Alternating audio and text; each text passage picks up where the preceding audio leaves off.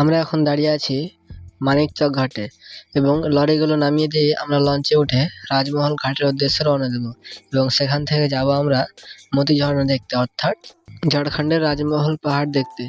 তাই আমরা লঞ্চে উঠে গেলাম এবং আপনাদের সর্বপ্রথম দেখিয়ে দিই এখানে নাবিকরা যেখানে বসে এই লঞ্চটাকে কন্ট্রোল করে, অর্থাৎ নাবিকদের যেটা কন্ট্রোল রুম সেটা আপনাদের দেখিয়ে দিলাম।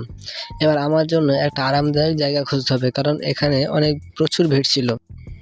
এইভাবে আমরা সেখানে আধ ঘন্টা বসে থাকার পর আমাদের লঞ্চ যাত্রা শেষ হলো, অর্থাৎ আধ ঘন্টা পর আমাদের লঞ্চ থেকে নামার সময় হয়ে গেল। লঞ্চ থেকে নেমে আমরা বোলেরোতে করে রওনা দিলাম সেই ঝাড়খণ্ড রাজমহলের উদ্দেশ্যে। সামনে যে পাহাড়টা দেখতে পাচ্ছেন এটাই হচ্ছে ঝাড়খণ্ডের রাজমহল পাহাড়, অর্থাৎ এখানে আমরা এসেছি ঘুরতে। এটা আরো কাছ থেকে দেখার জন্য আমরা ওখানে যাচ্ছি। আমরা পৌঁছে গেছি, এখানে কিছুটা রেস্ট নিচ্ছে সবাই আমাদের বন্ধুরা। এখানে আপনারা দেখিয়ে দিই, এই যে দোকানগুলো দেখতে পাচ্ছেন এগুলো হচ্ছে এখানকার স্থায়ী দোকান, অর্থাৎ এই দোকানগুলো সবসময় এখানেই থাকে। এখানে সবাই রেস্ট নেওয়ার পর আমরা চলে গেলাম সেই পয়েন্টে যেখানে টুরিস্টরা সব থেকে বেশি এনজয় করে, অর্থাৎ এটা হচ্ছে আলাদা একটা ভিউ পয়েন্ট। এটা হচ্ছে ঘোরার মেন জায়গা। এখান থেকে আমরা সরাসরি চলে গেলাম ঝর্ণার পাশে। এখানে এসে দেখি ঝর্ণাতে অত জল নেই, কারণ আমরা এসেছিলাম গরমের সময়। বর্ষার সময় আসলে হয়তো অনেকটা জল দেখতে পেতাম, কিন্তু বর্ষাকালে না আসায় আমরা এখানে অতটা জল দেখতে পাইনি। তবু যতটা আছে এতটাই যথেষ্ট। এখানে কিছুটা সময় কাটানোর পর আমরা বন্ধুরা মিলে ভাবলাম যে ঝর্ণাটা যেখান থেকে পড়ছে, অর্থাৎ উঁচু জায়গাতে আমরা যাব। যেই কথা সেই কাজ। আমরা কিছু বন্ধুরা মিলে উপরে যাওয়ার জন্য রেডি হয়ে নিলাম এবং সঙ্গে নিয়ে নিলাম জল এবং কিছু সঙ্গে কাপড়, অর্থাৎ প্রয়োজনীয় দ্রব্য নিয়ে আমরা উপরের দিকে রওনা দিলাম। আমাদের সঙ্গে বেশি জন আসেনি, যে কয়জন এসেছে সে কয়জন হচ্ছে আমার বন্ধু। আমরা উপরের দিকে রওনা হতে দেখা যায় পাথরগুলো এমনভাবে সাজানো আছে যেন বেশ ভালো লাগছে, কিন্তু মাঝে মাঝে পাথরগুলো এমন এবড়ো খেবড়ো হয়ে পড়ে আছে, দেখলে মনে হয় একটু পা পিছলে গেলেই একেবারে পড়ে যাওয়ার সম্ভাবনা অনেক বেশি। এরই মধ্যে আমরা এমন সময় ঘুরতে গিয়েছিলাম যেটা ছিল গরমের সময়, তাই আমাদের অনেক ঘামও হচ্ছিল, অনেক ক্লান্তিও লাগছিল। দেখুন, এরই মাঝে বলা যায় বন্ধুদের সঙ্গে যদি ঘুরতে যাওয়া যায় তাহলে এর এনজয়টা আলাদা রকমের। আমরা যেখান থেকে এসেছিলাম সেটা আপনাদের জুম করে দেখিয়ে দিলাম। এখানে আমার বন্ধু একটা ফটো তুলতে ব্যস্ত, কেউ আবার হাঁপিয়ে গেছে এবং এরই মধ্যে কেউ আবার পিছনে পড়ে গেছে। অর্থাৎ ফ্রেন্ড গ্রুপে এমন কিছু বন্ধু থাকায় যে একটা এক এক রকম। অর্থাৎ এই যাকে দেখতে পাচ্ছেন এ হচ্ছে পিছনে পড়ে গেছে, এটা হচ্ছে আমাদের গ্রুপের সব থেকে লেজি ডাঙ্কি। এই পিছনে পড়ে আমরা ওখানে কিছুটা বিশ্রাম নিয়ে নিলাম এবং সত্যি বলতে আমিও কিছুটা হাঁপিয়ে গেছিলাম। তাই আমরা সিদ্ধান্ত নিলাম আবার উপরের দিকে রওনা দেওয়া যাক। তাই আমরা উপরে সবাই রওনা দিলাম। আমি কোনোদিনও পাহাড়ে ঘুরতে যাইনি, এটাই হচ্ছে আমার প্রথম পাহাড়ে ঘুরতে যাওয়া এবং আমার প্রথম এক্সপিরিয়েন্স বলতে পারেন। তবে আমরা যে যাচ্ছি এটা খুবই রিস্কের উপর, কারণ পাথরগুলো জায়গায় জায়গায় এমনভাবে রাখা নেই বললে এমনভাবে সাজানো আছে যেন পা পিছলে পড়লেই একেবারে খতম। অর্থাৎ এখানে পাথরগুলো এবড়ো খেবড়ো হয়ে পড়ে আছে। আবার আমরা এখানে প্রথমে এসেছি, তাই আমাদের রাস্তা চিনতেও অসুবিধা হচ্ছে। মাঝে মাঝে এদিক ওদিক রাস্তা দিয়ে আমরা ভুল পথ গ্রহণ করছি, তার জন্য মাঝে মাঝে আমাদের রাস্তা বদলিয়ে এবং অনেক ভাবনা চিন্তার পর সামনে এগিয়ে যেতে হচ্ছে। এর মাঝে যখন দেখা যায় কিছু বন্ধু ফানি কথা বলে, কিছু আবার তখন একটা আলাদাই ফিলিংস কাজ করে। অর্থাৎ বন্ধুর গ্রুপে থাকাটা কত যে মজার, যারা থেকেছে তারাই হয়তো বুঝতে পারবে। আশা করছি আপনারা সবাই বুঝতে পেরেছেন।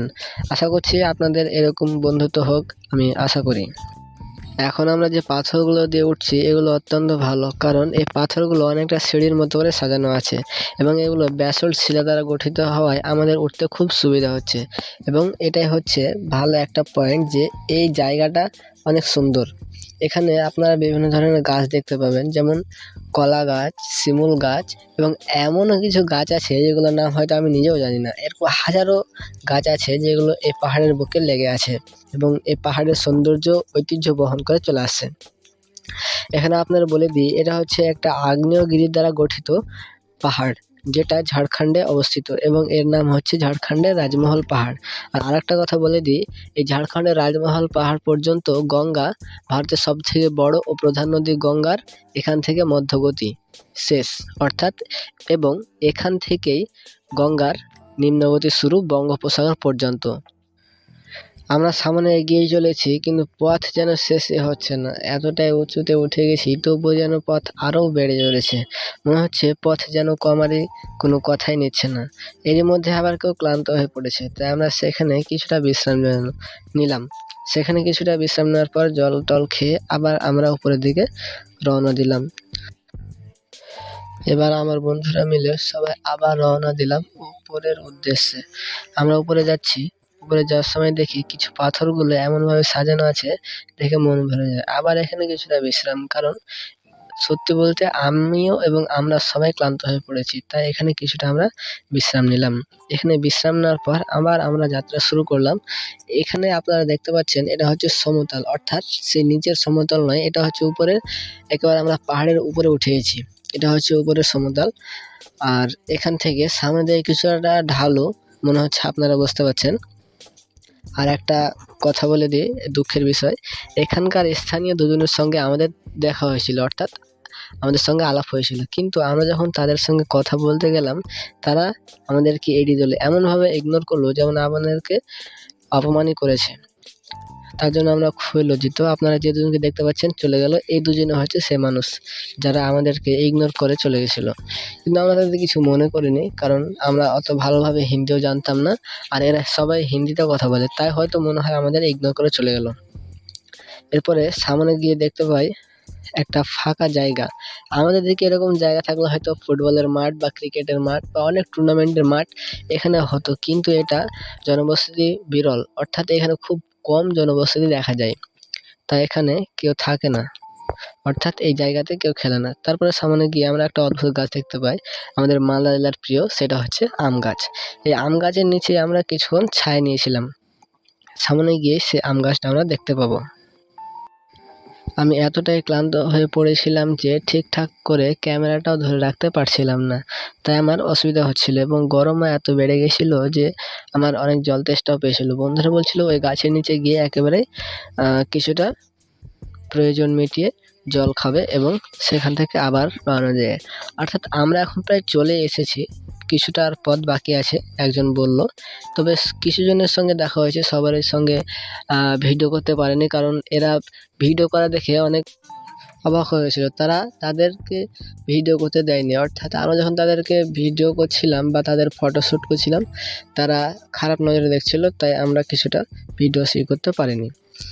এরপরে আমরা চলে এসেছি সেই স্থানে যেখান থেকে ঝর্ণাটা উপর থেকে নিচের দিকে জল গড়িয়ে পড়ে। আমার বন্ধুরা সবাই মজা করছে, এবং আমরা যেখান থেকে এসেছি সেটা আপনাদের একবার দেখাই। এটা হচ্ছে এই যে সেই নিচের জায়গাটা, দেখে হয়তো বোঝা যাচ্ছে না, কিন্তু সেটা অনেক খাল এবং ওখানে অনেক গভীর। এরপরে সেখানে কিছুটা সময় পার করে আমরা বাড়ির দিকে রওনা দিলাম।